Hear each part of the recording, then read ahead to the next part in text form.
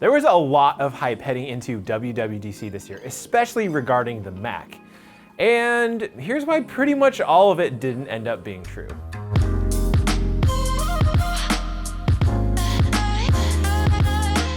This is Luke with Digital Trends, and WWDC 2021 just ended, and there were a lot of interesting announcements, but not necessarily all the ones we expected.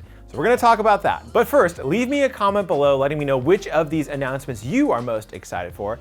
And while you're there, make sure to like this video and subscribe to the channel. But for now, let's talk about the Mac, shall we?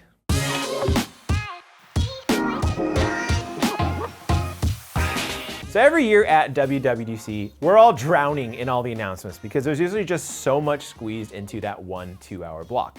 But this year, it was actually pretty light. And the main reason is that there were, get this, 0 new physical products announced. So Apple could go in depth on announcements like quick notes and privacy.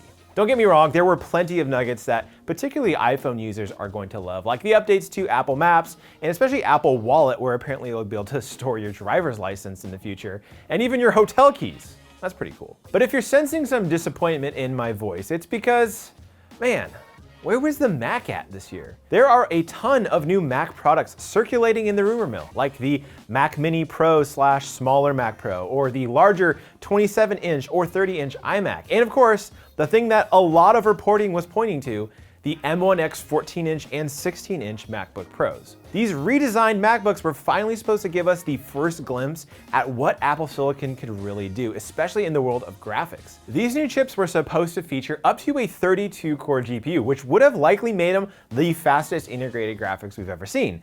And they were a complete no-show. And that's what I want to talk about in this video, because I think us as the Mac enthusiast crowd, we need to recalibrate our expectations. Last year, we had the blowout announcement about Apple Silicon, and they spent the majority of the keynote talking about what this was going to mean for the future of the Mac. And I think because of that, a lot of us were given renewed hope that the Mac would take a more prominent role from Apple, give it its proper time in the spotlight. But if there's anything I've learned from this year's announcements, it's that Mac is always going to play second fiddle to the iPhone and even the iPad. And I'm not just complaining about the fact that we didn't get the new highly anticipated MacBook Pros this year. I get it. It's a developer conference. Apple doesn't have to bring new hardware every year. And those new MacBooks, they will come later this year anyways.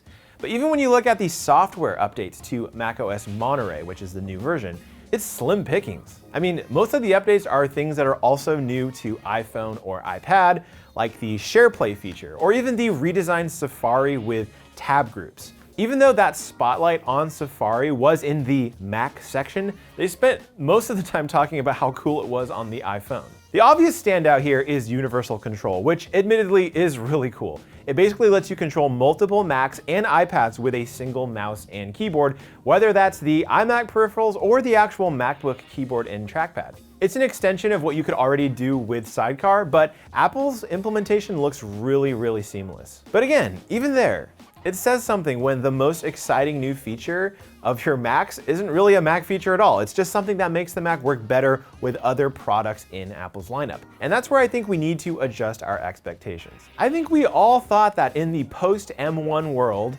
we'd be hearing a lot more about the Mac. And now that Apple has a tighter control of its features, we'd start to see a lot of cool stuff come to the operating system. And in some cases, we are. I mean, the recent 24-inch iMac does a lot of interesting things that weren't possible before the M1, including the design itself. But for software features, it's obvious that Apple cares a lot more about beefing up iPadOS with new multitasking features than it does iterating on macOS. Last year's Big Sur update was admittedly a pretty big one, including a major change to the overall design language of macOS. And of course, it was all about unifying it to Apple's other platforms. So as Apple continues to blur the lines between the iPad and the Mac, especially with the fact that you can build and publish apps right on the iPad now, apparently, I think we're just gonna have to be okay with the state of things.